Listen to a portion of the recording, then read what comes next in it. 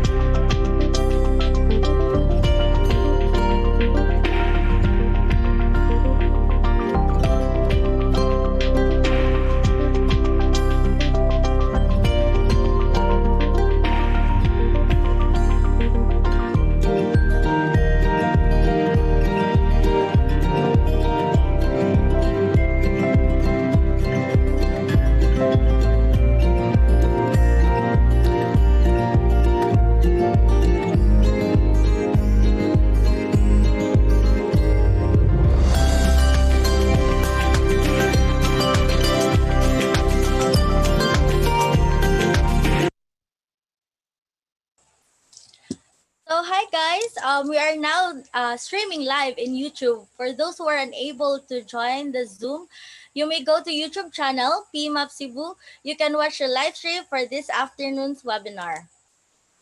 So once again, I would like to welcome our attendees for both Zoom and YouTube. So, by the way, I am your host and moderator for today's webinar, Patricia May Colina. I am currently the PMAP Cebu 2020 Board of Trustee, PMAP Cebu PRO for Cebu City, PMAP Cebu Trustee in charge for JP Map. So to all JP Mappers there, hi, good afternoon. And currently the HR Officer of Prime Care Cebu. So today will be exciting since we'll be learning something new once again. But before that, let's start our session by offering a few moments of silence for the prayer to be followed by the PMAP Cebu video. Lord, make me an instrument of your peace.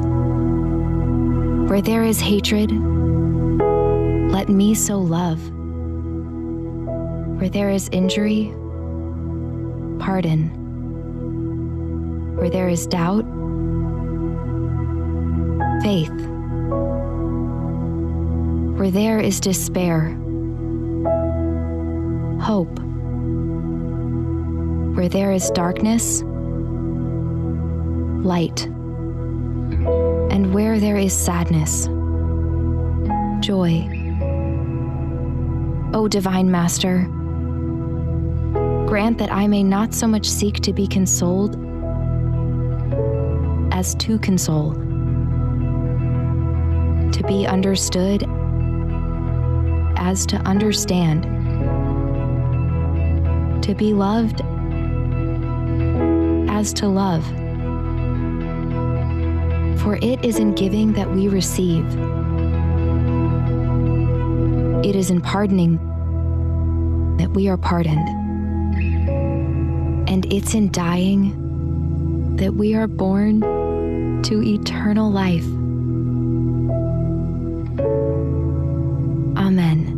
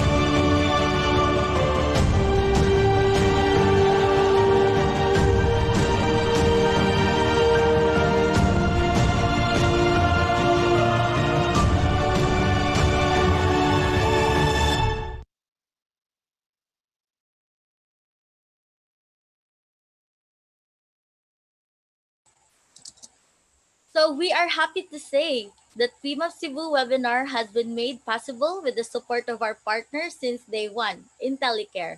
So let's watch a short video about IntelliCare. The challenges of life demand that we measure up. And that's a fact IntelliCare understands and takes seriously.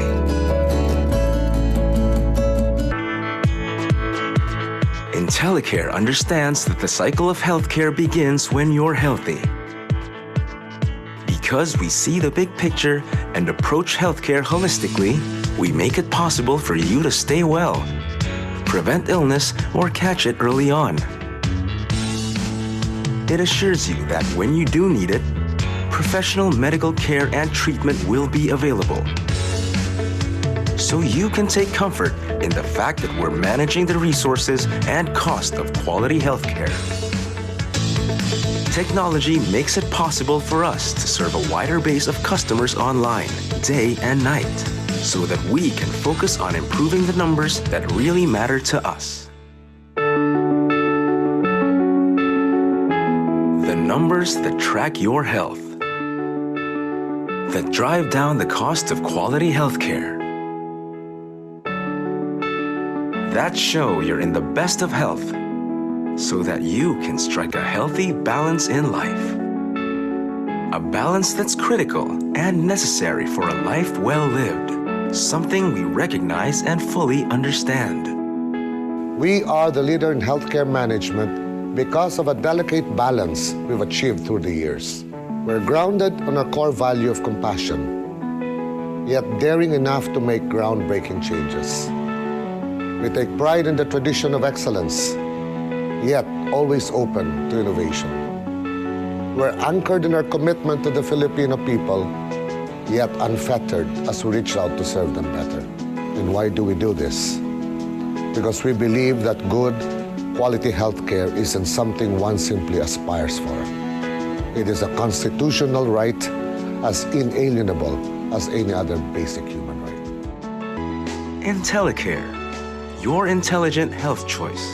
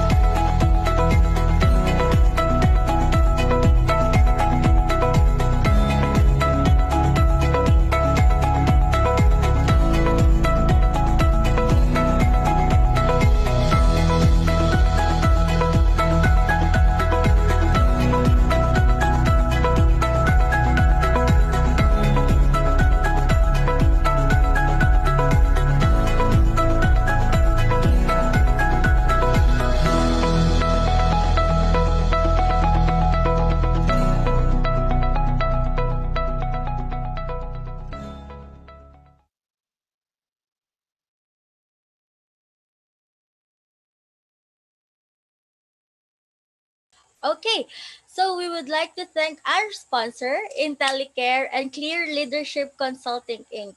So without them, this Zoom webinar wouldn't be possible. So we currently have, I think, a lot of viewers for Zoom and YouTube. So hi guys, thank you so much for joining and thank you so much for sparing your holiday time just to be with us because this afternoon will be full of information and fun because we'll be having another type of webinar, not just the usual webinar that we've been joining since the start of ECQ.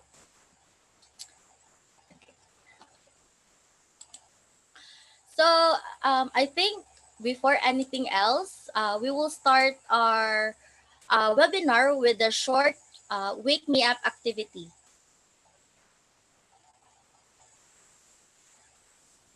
So I guess most of us here are familiar with the Miti Miti, right? So get ready with your phones and go to minty.com. Uh, please enter the code provided 842155, and then there will be a virtual surprise at the end of the game. So please participate and stay tuned.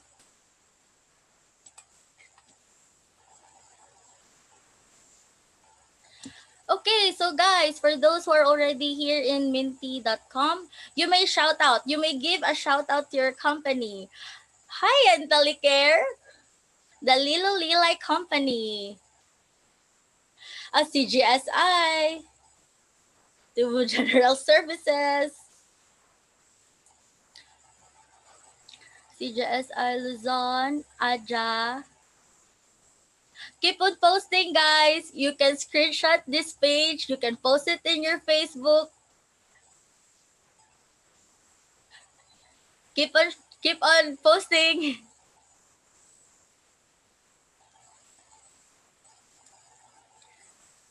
Okay.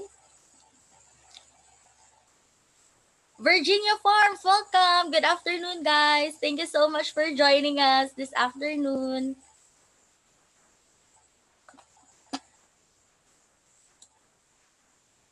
Intellicare. Intellicare, hi.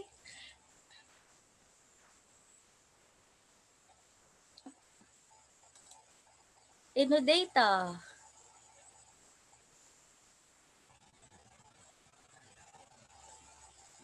Okay, guys, you can still shout out your company, guys. Wow. Lime Hotel and Resort.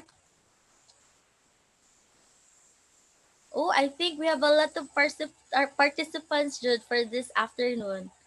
Lexmark. Okay. Aja. Okay, keep on posting. Virginia. Aboitis.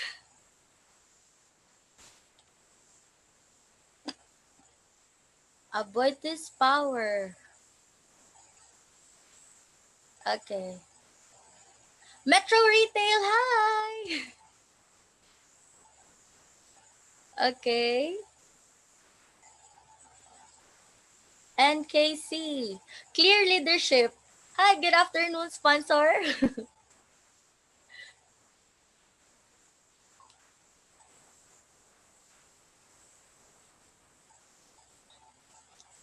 Okay. Okay. So, okay. So, hi guys. Welcome. Thank you so much for joining us this afternoon. So, you may answer the following questions. So, just for fun, what is your current social age? There is a description in the Mentimeter. Just click the answer. Okay.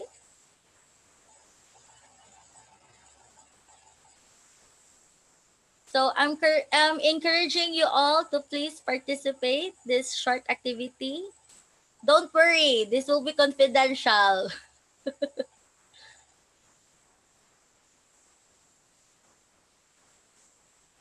Okay, keep on coming, guys. So we have a lot of very young youngsters.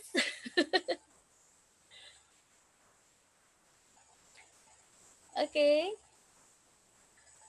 so we have around 23, 24. Keep on coming.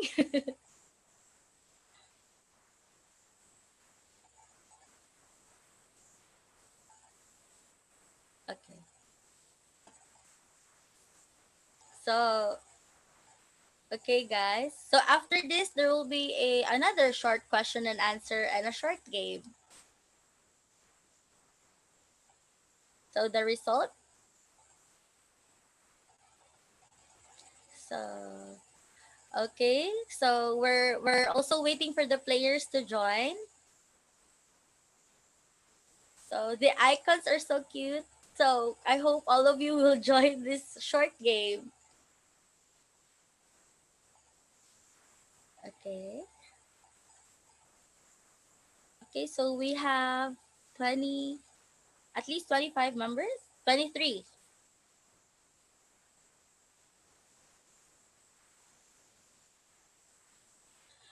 One more. We're still waiting for one more. Okay. Okay, so let's start. What year did the President Emilio Aguinaldo proclaim Philippine independence? So you need to scan the books, Civica at Cultura.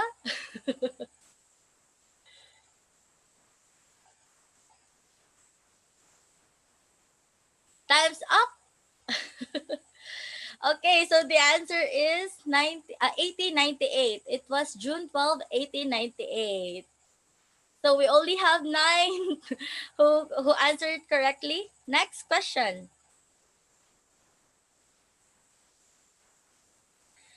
In which part of Aguinaldo's ancestral house was the Philippine flag unfurled during the ceremony? Patio, balcony, living room, front window.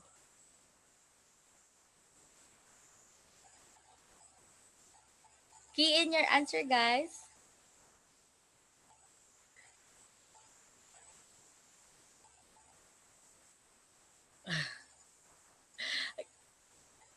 So the correct answer is front row.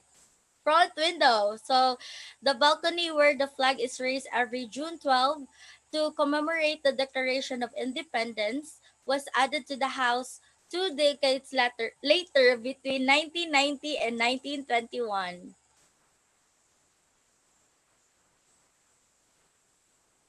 Okay, so I think we have a winner. Let's see the leaderboard. So we have one more final question. So Maverick.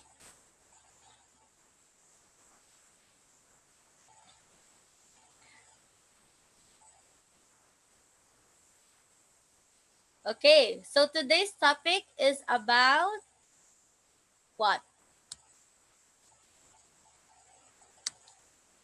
So key in your answer, guys.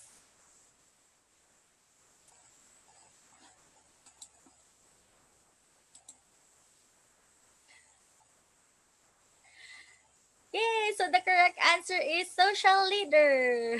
So thank you so much. So let's wait for our winner. Let's see.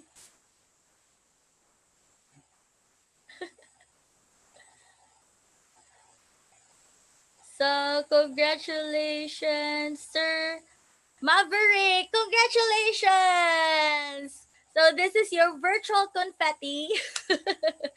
So I hope guys you had fun before starting our webinar.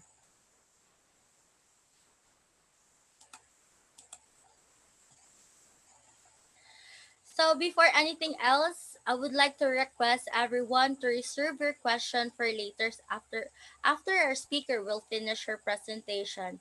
But you can start sending questions as the lecture is ongoing by using the Q&A chat box. And chat box, there are two chat box found at the bottom of your monitor or screen. That is the chat box and the Q&A chat box. So please use the Q&A chat box for your questions. Now, if you would like to engage with our speaker, you may do so by clicking raise hand, and our back-end support shall chat with you privately to ask if you would like to throw a question to our speaker with video and audio, or even just an audio.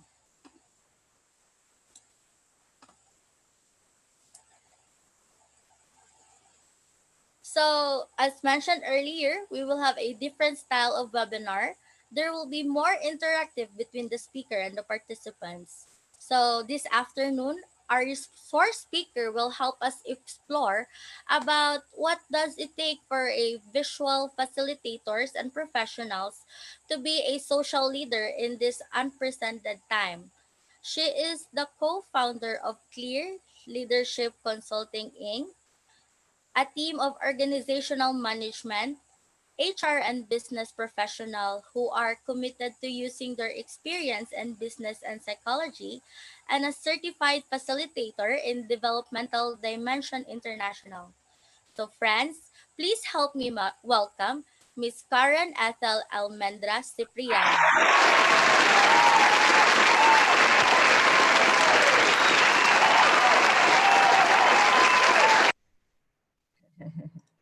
Hi, guys. I hope that you're hearing me well and that you're actually looking at me well as well. Yep. So, of course, I want to thank PMAP for this opportunity. But first, thank you, Pat, for that very detailed introduction. And of course, once again, PMAP for this opportunity and for doing webinars like this. You've been keeping people managers, leaders, and HR professionals like me informed and connected in these trying times. And just like the people that's probably watching us today, hopefully you guys are staying healthy and staying safe as well. And of course, what a great way to spend our Independence Day than to talk about social freedom and to share and learn from each other. So I hope that you're also looking at my presentation already right now. And for some of us, for some of our companies for the past few years, we probably have been already doing virtual or online learning deliberately at a steady pace, especially if you work for a global company. Virtual meetings, virtual sessions is common. But I think now more than ever, and probably for quite some time, the virtual option is the best option. And sometimes it's the only option, especially if you want to stay safe. So lately, we've been expanding virtual meetings, virtual learning sessions, ramping up on virtual classes and virtual coaching, and introducing digital tools so that we can enhance our face-to-face contact. So for the past few months, everything actually moved online too, like concerts, masses, even barter is already done online. So in turn, a lot of communities has emerged from these unprecedented times. And sometimes the organization probably because this is an unprecedented health crisis, it's disrupted our personal and working lives. Some organizations and leaders probably have to put learning and development on the side and to go on survival mode.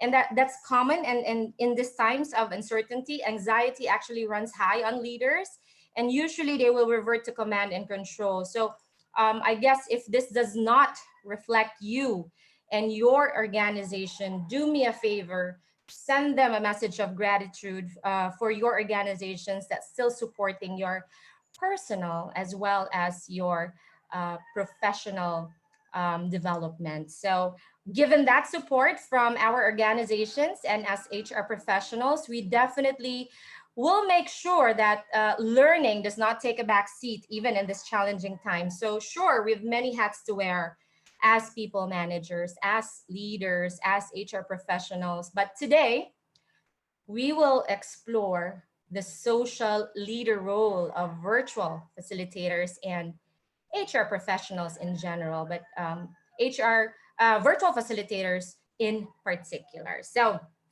imagine that you are gonna facilitate your first classroom session and you're familiar with the content, you've done it face to face, but you've been also a participant of the virtual classroom before. Surely it can't be that hard to facilitate online, right? But as a facilitator for the traditional classroom for quite some time, I actually have seen firsthand how important it is to prepare differently for the virtual training experience. It has taken me many years to build up my skill to perform in the physical learning environment, all the more in the virtual learning. And if you're like an extrovert just like me, I get energy from looking at my participants in the eye, from looking for facial expressions and gestures, and I get my energy depending on the way they respond to my insight. So how can I feel and connect to them in the same way while talking to a laptop, right? So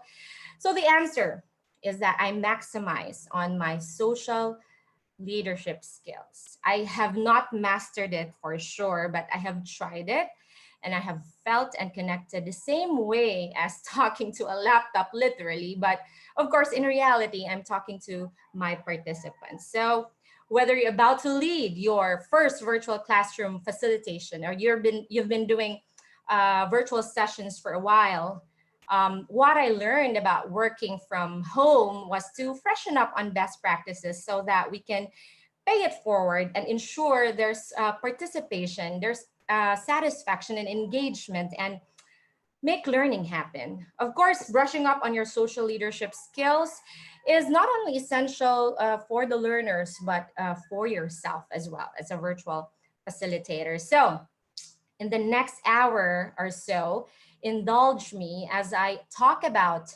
getting social.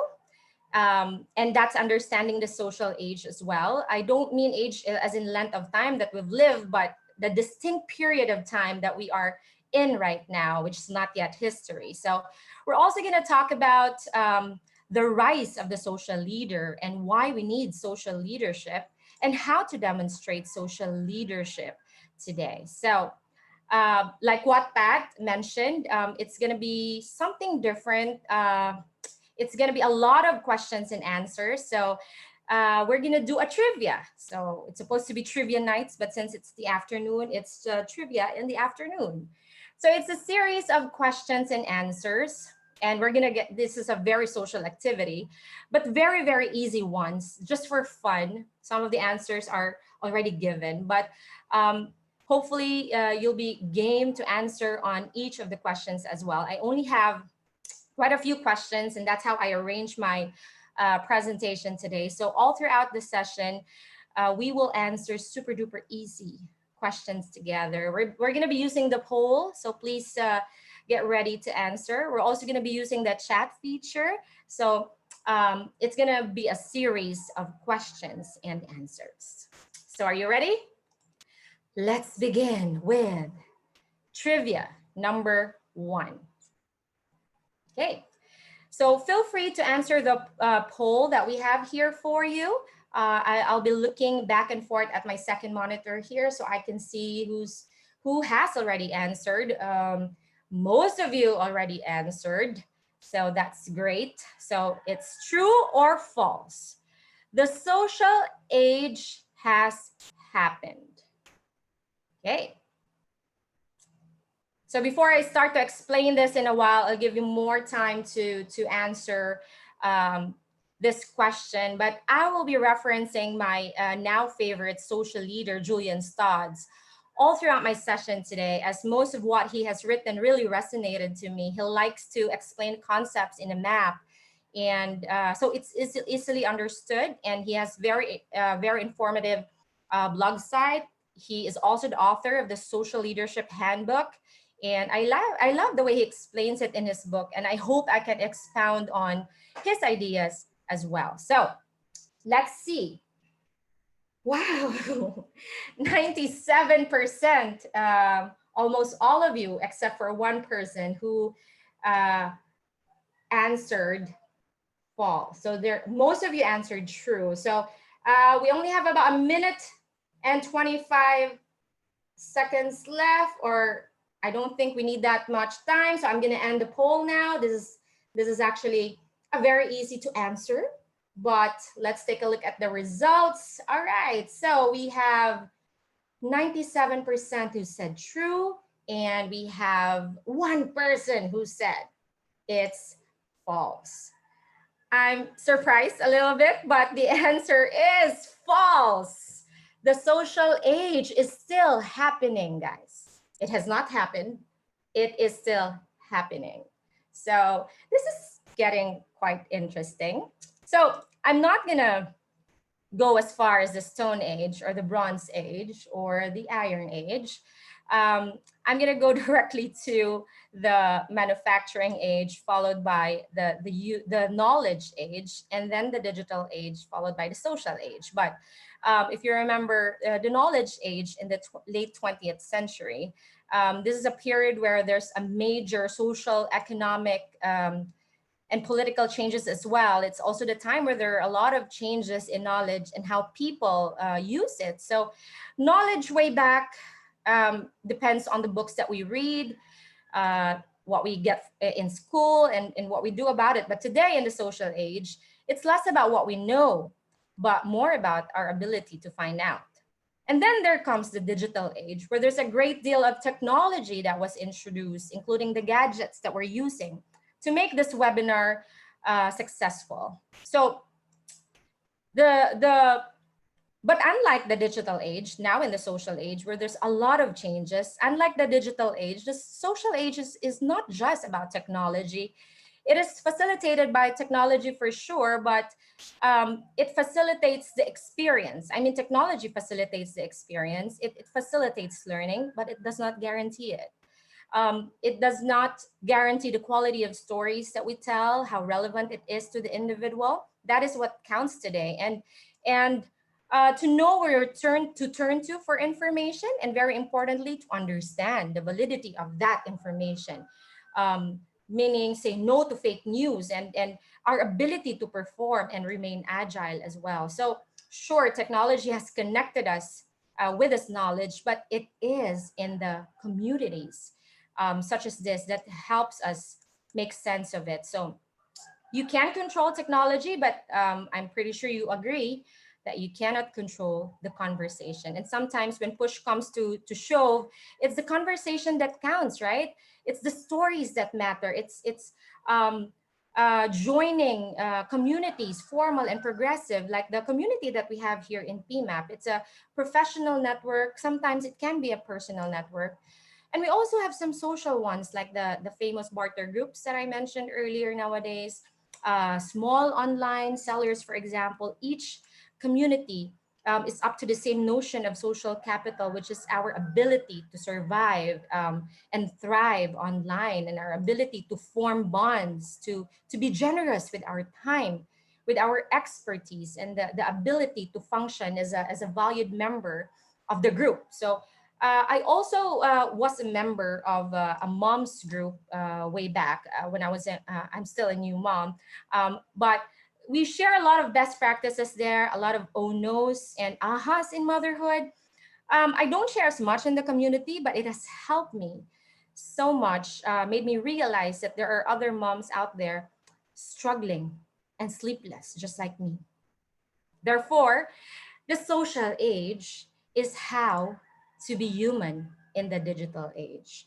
It's through the social interactions, through the significance of our collective human experience, our relationship with our human minds. So it's more than the social networking technologies of Facebook, Instagram, or Twitter or LinkedIn and so on. Rather, it's characterized by the socially created information, and how we do something about it.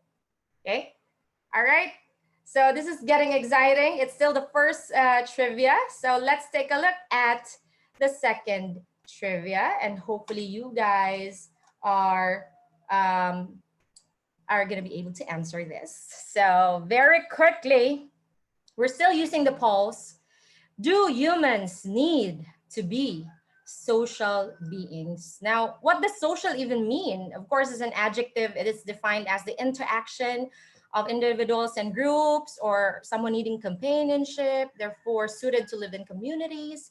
But as a noun, it's an informal social gathering, such as this one organized by the members. But however we want to define it, do humans need to be social beings? Maybe a few minutes to answer that. We have quite an interesting number here as well. Okay. So allow me to just check on my second monitor so that I can see the answers. So it's still in progress. 82% said yes, humans need to be social beings, while 17% said no. Very interesting. I like this group, very diverse. So, yes or no? Do humans need to be social beings? All right, let's see. It's still moving, moving. So let's give them, okay. All right. So I think that's it. 82% said yes. Okay. And 18% said no. So let's see. The answer is yes. Why is it yes? Again, however we want to define it, however we want to um, use it, the answer is yes. The brain is social, as mentioned by Kane and Kane in his 12 brain mind learning principles in action. The brain needs a friend, guys. Every individual on this planet comes with complete with what Gopnik, Meltzoff, and Kuhl in 1999 have called the contact urge. We have to have someone to share our insights. The brain needs a friend. So an article by Nick Morgan from Forbes.com talks about how we humans are social beings. We share mirror neurons that allow us to match each other's emotions, sometimes even unconsciously and immediately. And we for sure leak emotions to each other. Have you noticed that even online, we leak emotions online? Have you noticed that when you watch someone sharing their story online, you can feel the emotions too, like both sad and happy emotions? So when someone is genuinely happy, really genuinely laughing, for example, and you see yourself laughing as well and at least smile, because we anticipate and mirror each other's movements when we're in agreement, when we're in sympathy with one another, when we are on the same side. We can mirror each other's brain activity when we are engaged in storytelling or listening. But increasingly, social connection is understood as a core human need. And the desire to connect as a fundamental drive, it is very crucial to development. Without it, we experience distress and face some developmental consequences. So we want to achieve this human communion. It's a mistake to think that we prefer the solitary life, because we are most comfortable when we are connected, and all the more when we have a charismatic social leader to keep us together, to keep us safe. So, with that, we're going to move on to the next question, trivia number 3. It's a multiple choice, but now that we've established what being social means in the poll, please answer, who are the social leaders of the company? Okay, so we're going to bring it close to our organizations this time. Is it the president and CEO, the general manager, the senior management team, HR professionals, operations managers, even individual contributors, or all of the above? We'll give you a few minutes or seconds. More than half of you have voted, so that's great. A lot of you answered all of the above. We have a few answers as the president, senior management team, HR professionals, operations managers, individual contributors. All right. 74% has voted. That's great.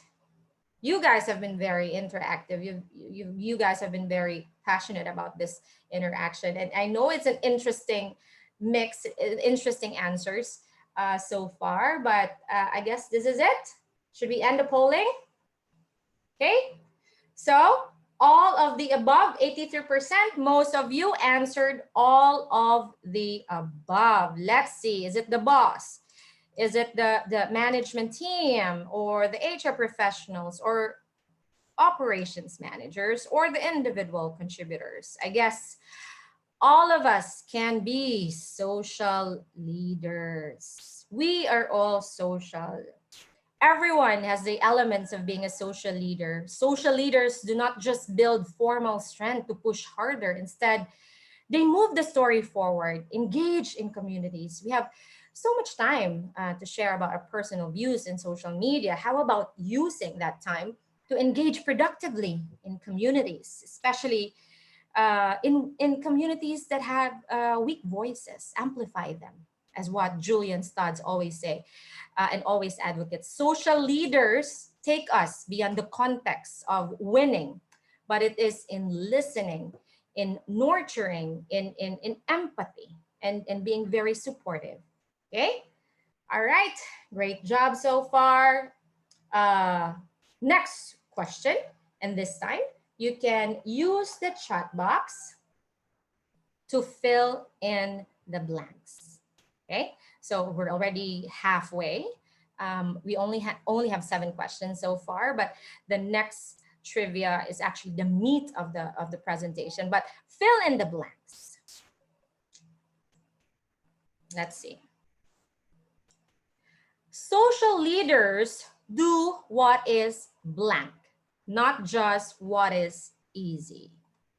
So I'd like to see answers. Let's see. Right. Marivic Madarazzo, thank you for that answer. Paul also said right. Thank you. Let's see if there's going to be more answers. I can wait for a few seconds. So sometimes it's a fine line when you're working with an organization. You have to fit in certain systems. There are rules, there are policies. You take certain actions that are governed by all these rules and pressures of the organization. But ultimately, there is a point where you have to take a stand. So do what's best. Do humanitarian complex relation. Do what's best. Do what's necessary. Good answers so far. Right, right, right, right. A lot of answers. All right. Cool. Right. Acceptable. Thank you so much, Mary Angeli. Necessary, Asenet. Supposedly to be done. Miss Rhoda, thank you very much. So let's fill in the blanks. Are you ready? Social leaders will do what is right, not just what's easy. We have to take a stand, like what I said. We do what is right or just what's easy? This is not even a conversation about people doing bad things, but rather a conversation about doing the right thing within our formal role. We do what needs to be done. I understand that, but as a social leader, we wish to be if we wish to be worthy of the title, we must earn it, and we need to do what's right. So what does this look like? It means actively fighting for equality. Currently, a very hot topic right now. Striving for fairness in everything we do, calling out when we see failures, but peacefully and proactively. For example, women's rights or supporting equal pay for women. It actually means not waiting for requests for help, but anticipating it. It means acting with great authenticity, because even when that authenticity takes us into conflict with the organization itself, we do what it takes to be right. It's not always easy, but it's always right, right? Yes, I still have one more fill in the blank, so I hope you guys are ready. Social leaders have a high level of blank intelligence, which can lead to better management and better retention of staff. I am interested to see your answers. Please key them in the chat box. Emotional intelligence. Ms. Liz, Mr. Neil, Asineth, Marivic, emotional, social as well. Ms. Rhoda, emotional. All right, great answers. Emotional, Savmir, Cyrus, emotional. All right, great. Cool, a lot of answers already here. Thank you very much. And of course, it is emotional or relationship intelligence, so which can lead to better management and better retention of staff. So Of course, emotional intelligence, it means self-awareness, social awareness. So when someone is self-aware, they are mindful of their emotions, and especially careful with how they express them in various situations. And for company leaders, for HR professionals, self-awareness is not even not showing your emotions, or not feeling emotion, but rather it's knowing how to react in certain situations. An emotionally intelligent leader is able to identify when they're angry or frustrated, and understanding that, it may be inappropriate to outwardly display these emotions. So rather, they might take consciously a moment to take a deep breath and remain calm, even if you really want to do something already. So as leaders, being in tune with our emotions as HR professionals not only allows us to communicate better to our employees and members of the team, but also to avoid workplace conflicts. So there's a lot of ways to build this, and also social awareness. It encompasses being sensitive to other people's emotions, and allowing you to be honest and respectful when you're feeling um, not feeling so good. So a study conducted by Harvard Business Review uncovered the primary cause for employee turnover. This statistic is probably something that you're familiar with. There's a massive gap between how leaders perceive themselves and how they are perceived by their employees. And in most cases, and this is common, employees are leaving their manager, not the company. So 35%, according to HBR, of the employees would forgo a pay raise just to see their leader fired if they don't have that good relationship. So thank you for all your answers in the fill in the blanks. So far, you guys have been doing well.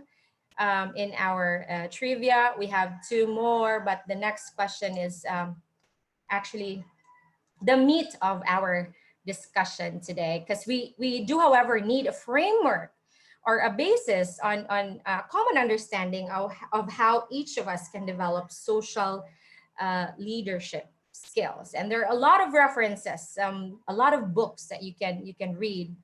Others have 5 tenets, others have 10, but so far, um, I chose once again the 6 tenets of social leadership by my favorite social leader, Julian Stodds. But you can give me a few answers in the chat box, please. So maybe one or two. Maybe you're gonna you will be able to get at least 2, 3 right. So, or maybe you're familiar with this. So please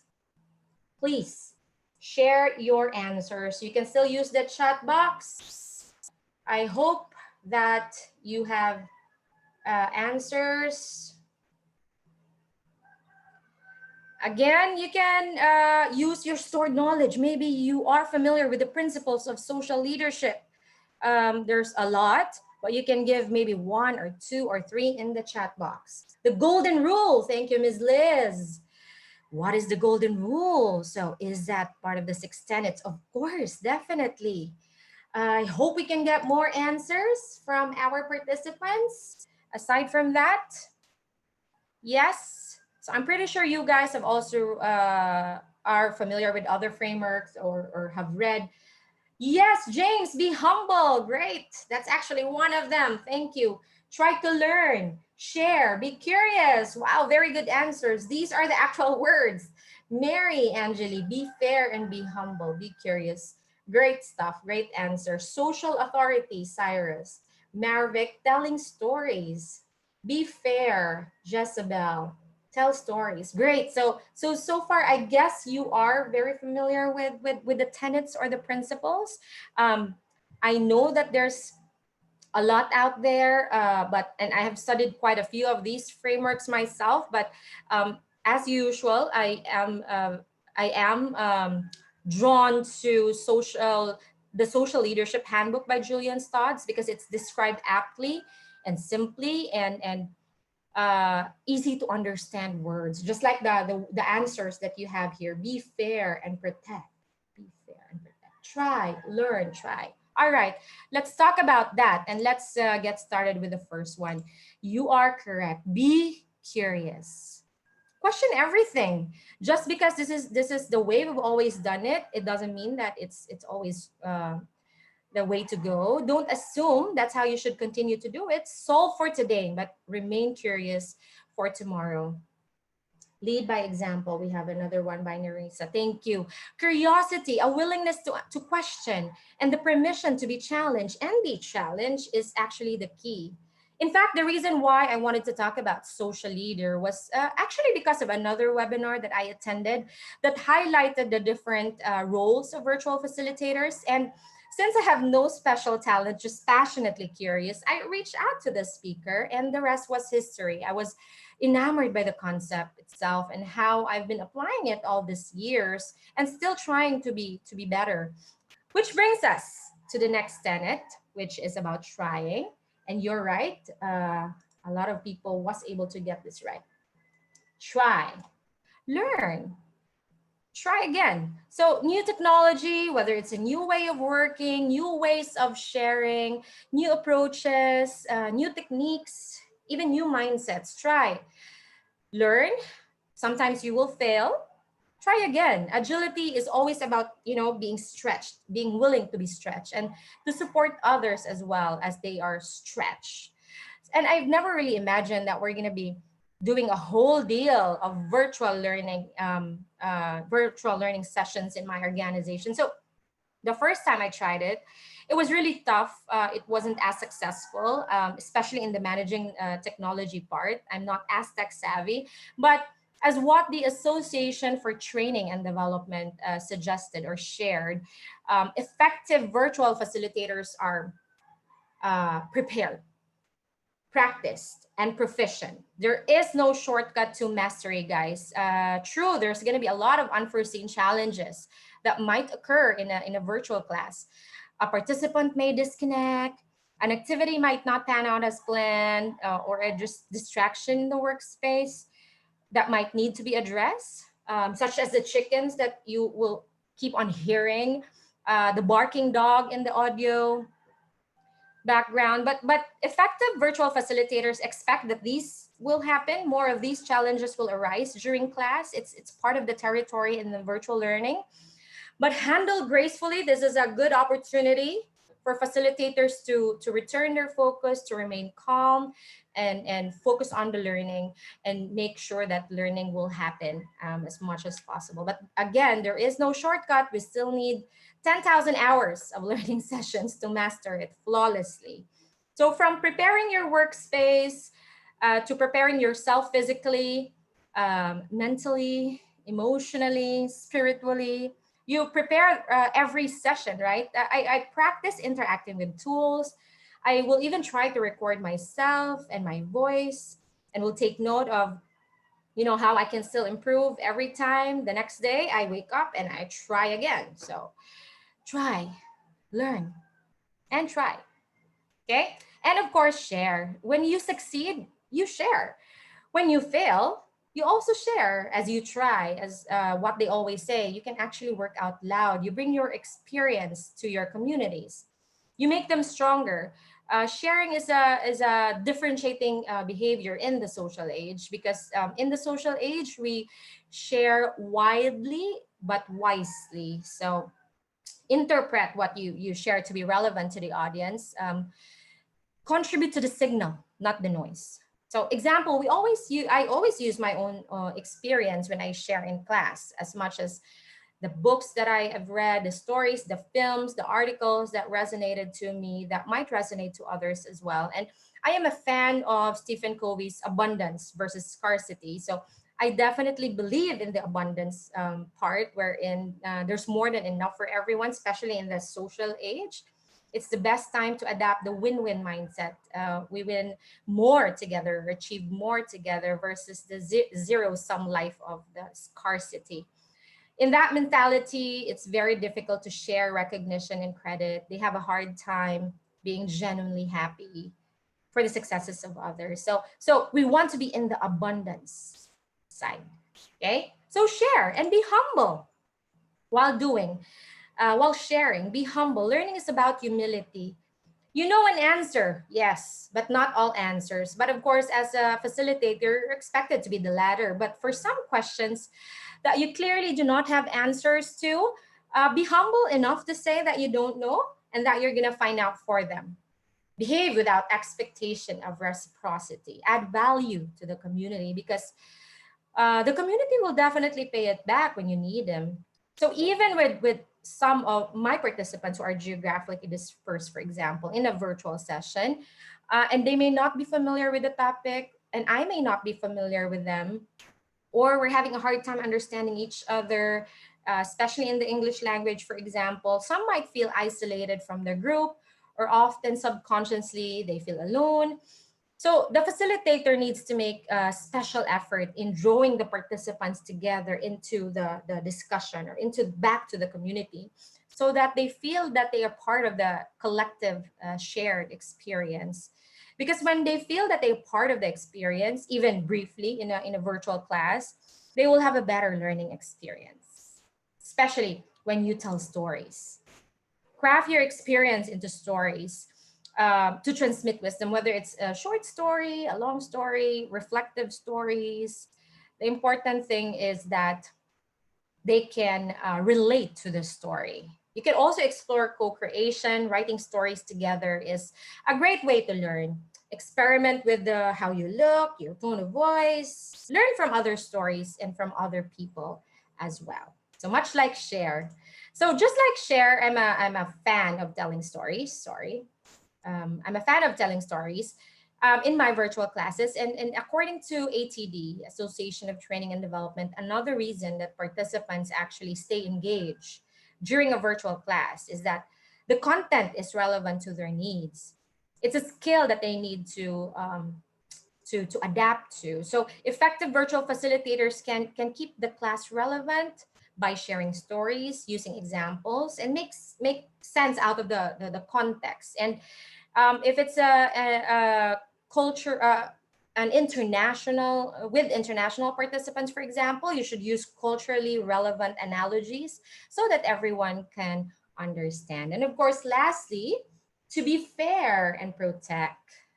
Okay, fairness is about doing what's right. We've already established that earlier, not just following a system or a set of rules that tells you to be fair. So often fairness actually is an open space, so it can be hard to find. So continue to search for this, search for inequality, make it right. If you don't know how to make it right, strive, at least try, because the battle for fairness is definitely our own, and the duty to protect is yours, and not in the system, not in the process, not even in a reporting chain, not even in a political view. It sits with you, with every individual. So be fair and protect. And these are the 6 tenets of social leadership by Julian Stodd. I hope that I was able to expound it a little bit. We're down to 2 more trivia questions, and we're going to go back to the poll. And this one's tricky, so I hope you guys will answer. Okay, so I gave the answer already, so that's fine. But let's all agree to disagree here. Virtual learning sessions are not as socially effective as compared to physical face-to-face classroom learning sessions. I want to hear from you in the chat and in the poll as well. I know that this is a hard one to answer, so there's probably a reason why I click on that in advance. I tried this on my friends. I tried it on my husband, and apparently we have different views. So for me, it's a myth. For some, it's a reality. And we actually have a bigger percentage here saying that it's a reality. This is very interesting. More and more people are saying that it's a myth, but let's see. Is the poll already closed? I think it is. So we have, okay, 36% who said it's a myth and 64% who said it's a reality. All right, so let's talk about that. Let's talk about the future of virtual teams in these times of crisis. Will it ever be as effective as face-to-face? More or less. But an ATD article has recorded various studies starting from the media comparison in 1940s, because there was no virtual training yet, but by the US Yeah. Army. Yes.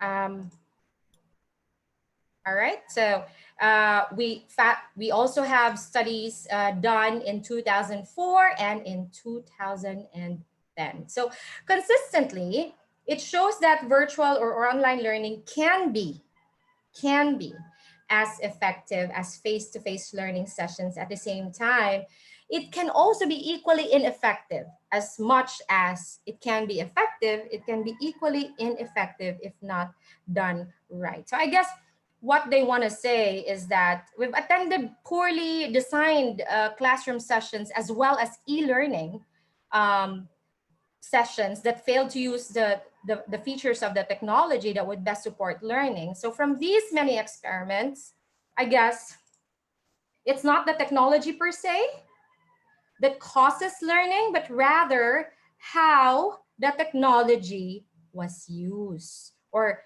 to support basic learning processes. So again, the important thing is it can be it's a myth to say that it can never be, because it can be, because at the end of the day, it's all about the virtual facilitator trying to make learning happen. Okay, I'm so interested to know what you think of that later on the Q&A, but these are just based on the studies done by ATD, or the Association of Training and Development. They actually said that blended sessions are the best. So it's a combination of both. But in this unprecedented time, the best option is online for now. So let's talk about that. What's the future of virtual teams then? I guess the answer is very well described by an organizational behavior professor from Harvard Business School. We share this in our company as well. Chidol Neely, author of The Language of Global Success, said that it's not that people are going to fully and permanently adapt to this format of work, but this experience, and I'm sure you guys agree, this experience that we have here right now uh, will expand our capacity. If there's a positive aspect to this, is that we're developing certain skills that could be helpful in the future. So talking about skills, certain skills, on top of that skill is actually the social leadership skill. So we're gonna talk about that in our last trivia here.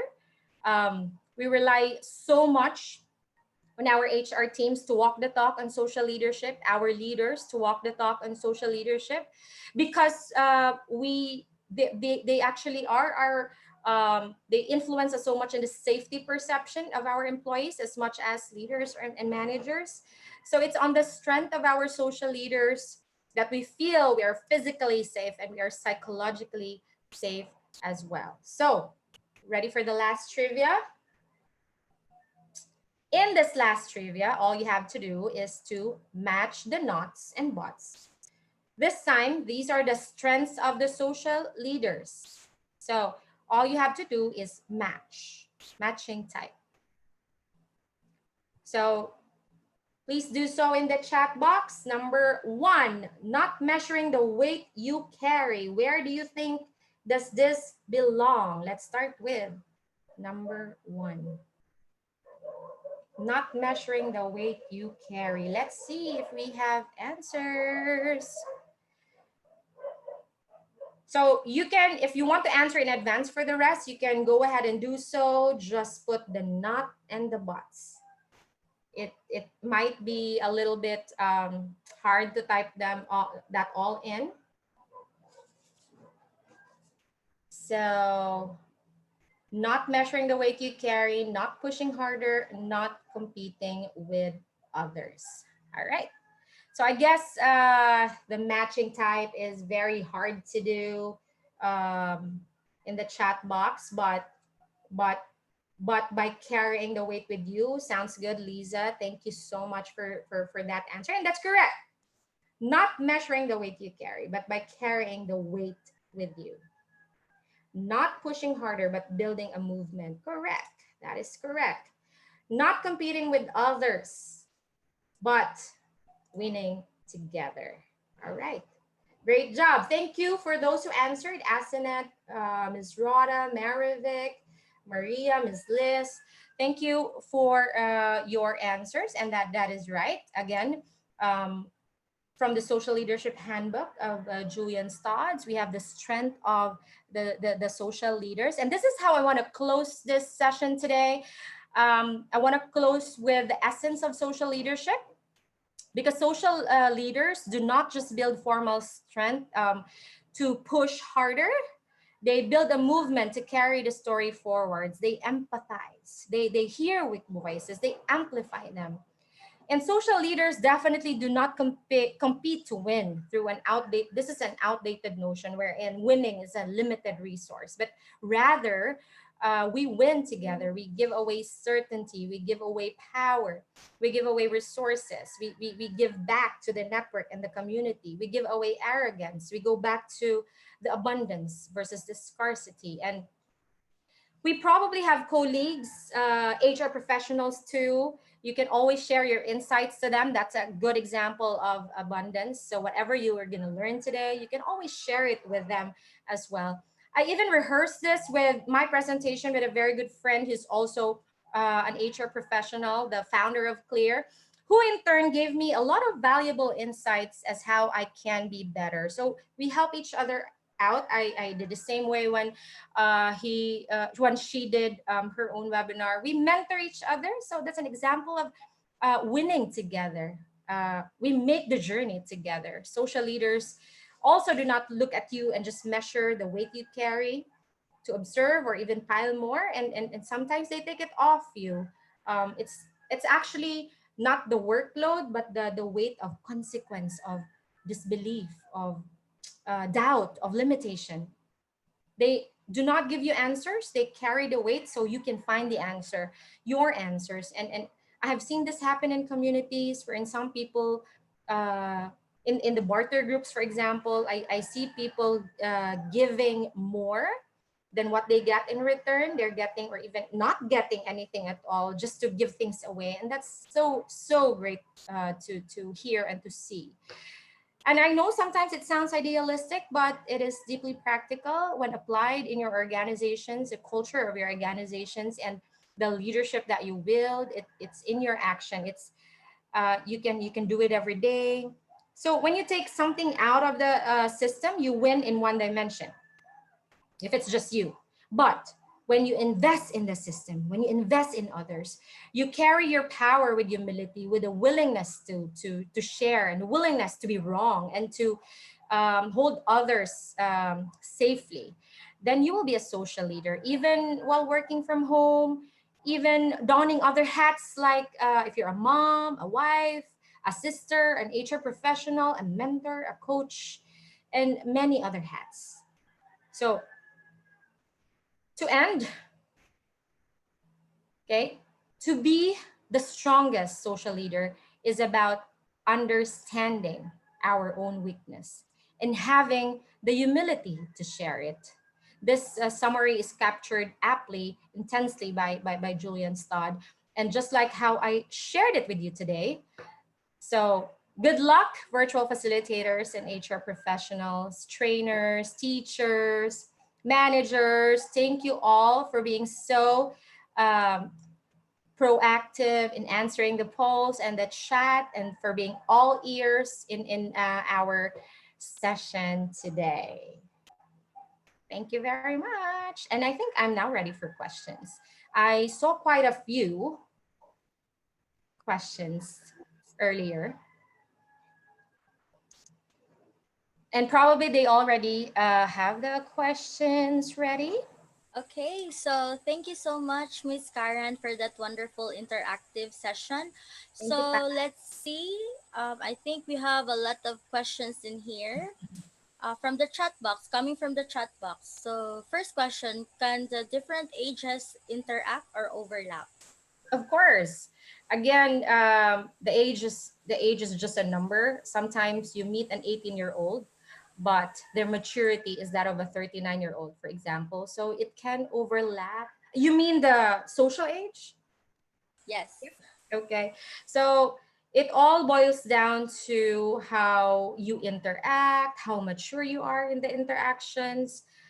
Because, like what I said, um, even if you interact with an 18-year-old with the maturity of a 39-year-old, you can still work together successfully. Okay, so the first question was coming from Mona Lisa Chong. So we have another question from our anonymous attendee. So why boss tends to be bossy but cannot perform leadership, and they underestimate their junior just so they are more senior?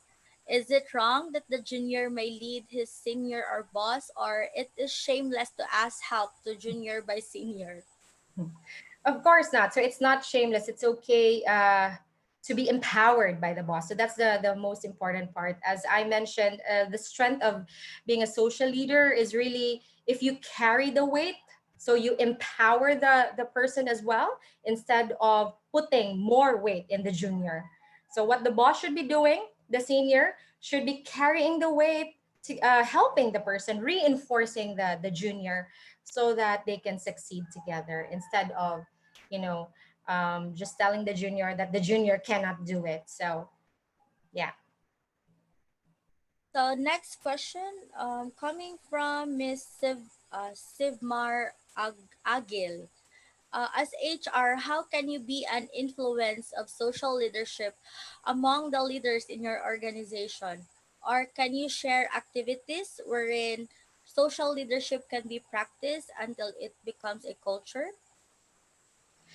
So a very good example would be what we're currently doing in our organization, in Lexmark, for example. We're actually teaching them how to manage virtual teams, and we're sharing to them our own insights on social leadership and influencing. So we give a lot of examples in the session so that they can use this in their own team. So that would be a good way to start from that, especially if like our company, yeah, we do virtual meetings in the past, but only during ECQ that we've been doing it every day, right? So it's not really something that we have transitioned so flawlessly in. We went through the different stages of transition.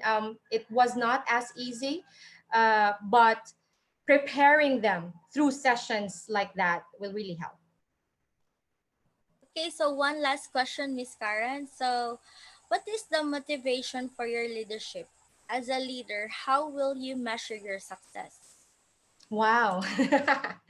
um, as a social leader, as an HR professional, probably, and for me, the best way to measure the success is if you see people or like the attendees today, for example, doing the same thing or paying it forward or um, also learning in the session and sharing it with others. That would have been the best measure of success, not just for today's webinar, because it's going to be trickling down forward. Whoever they're going to be sharing it to, they will be sharing it with others. So I guess the importance of the social age are the communities that we're building, and helping each other, um, r- especially the one with the weak voices, amplifying them. So it's the same as when you are part of a community in a social media and you help out, right? So it's pretty much the same thing. You share so that other people can help too. So I've seen that a lot of times happening. And for me, looking at you being moved to action or sparking action to others is a good measure of success. I will not be able to really check on that one by one, but at least when I get feedback, that would be great. That's a Okay, good so motivation. I have one follow-up question. So how can social leaders bridge gap in these multi-generational teams?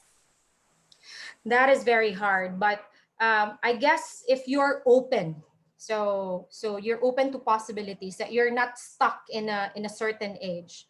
I know some people probably they're having a hard time switching to the virtual or the social age, and trying to not learn just because we've done it traditionally in the classroom.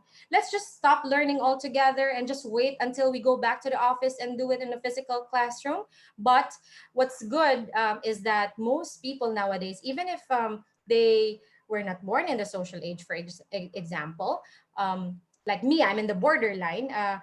But I still try to learn the technology. So I am not afraid to try to learn it on my own, so that in turn they can say that okay, you're open to a lot of possibilities, and that's to be open. That's the key.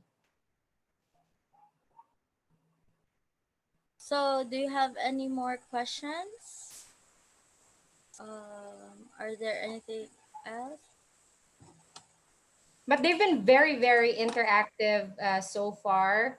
So I want to thank them for their interaction. Thank you so much, guys, for all your. So, okay, sorry. So, I would like to acknowledge Miss Nerissa for raising her hands a while ago. For yeah, she has questions on live. Would you like to ask on live, Miss Nerissa, a live question? You may, Miss Nerissa, you may turn on your video and Hi, audio, Miss Teresa. or you can just use your audio, Miss Nerissa.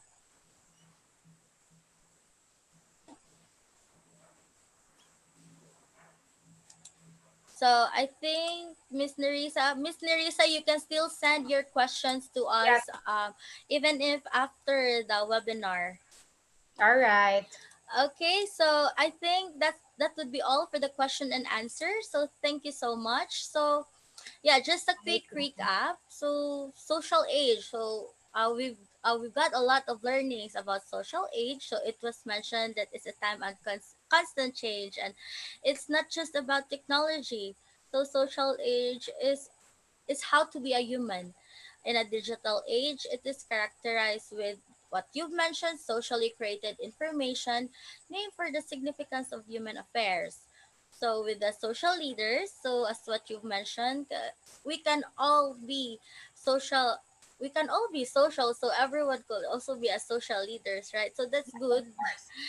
And then social leaders do not just build formal strength to push harder instead, but they build a movement to carry the story towards the engaging community. That's right. So with the six tenets of social leadership, so it was new for me. So so be curious. I know everyone can be curious. So let's try, learn, and try. As what you've mentioned, it takes a lot of try to learn. Yep. Yeah, it takes a lot of try to learn new things. So That's we right. share our knowledge, be humble, tell stories, be fair, and protect. So, Miss Karen, thank you so much for this Thank wonderful you. session. So, It is my with that, pleasure.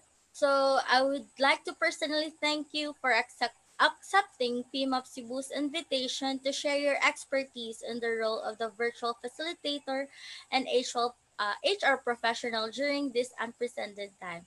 So, to give the certificate, your virtual certificate, I would like to call on our president, Miss Mm, Grace Iligan. wow, this looks good. I was actually a few months pregnant here, so. Thank Okay. you, Miss So, Rods. while waiting for Miss Grace, so for this insightful conduct as speaker of the webinar, the social leader of virtual facilitators and HR professionals. So this certificate of appreciation is given to Miss Karen Ethel Almendra Cipriano. All right, thank you guys. This e-certificate has been quite a thing lately since we cannot do physical certificates anymore. So this is great. Thank you, PMAP, and thank you, everyone.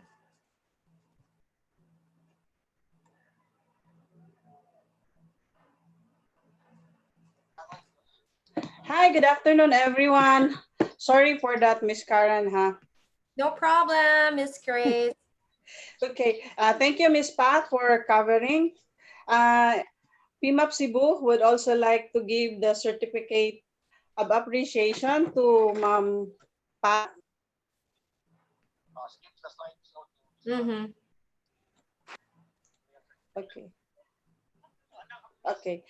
Okay, in behalf of PMAP Cebu, this appreciation is given to Ma'am Patricia May Colina for her masterful facilitation and moderator as moderator of the webinar, The Social Leader Role of Virtual Facilitators of HR Professional to PMAP Cebu members and other participants.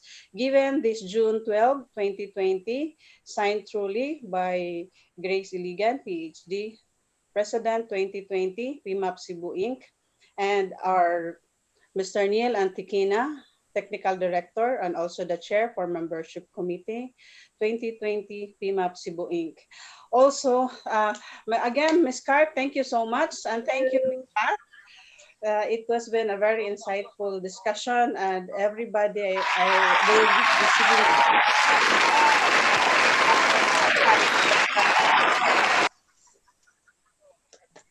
also allow me to thank, I would like to take this opportunity to thank also the people working behind every webinar.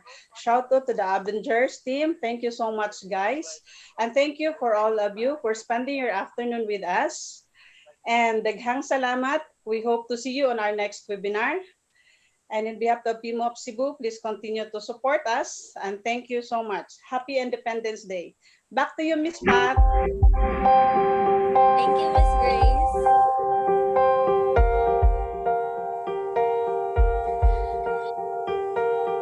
So again, guys, for those who are not able to start the webinar, you can always go to our Facebook channel, PMAP Cebu, and view the recordings of our past webinars as well as our current webinars. So in behalf of PMAP Cebu, led by Miss Grace, our president, Miss Grace Iligan, this has been your host, Patricia Mecolina. And also, I would like to thank the Avengers, the people behind these webinars. Our overall director, Miss Neil Antiquilia, the membership chair. Our Zoom technical master, Sir J.M. Jeles of IntelliCare. Our slides controller and speaker interference, Trustee Odette Camboga.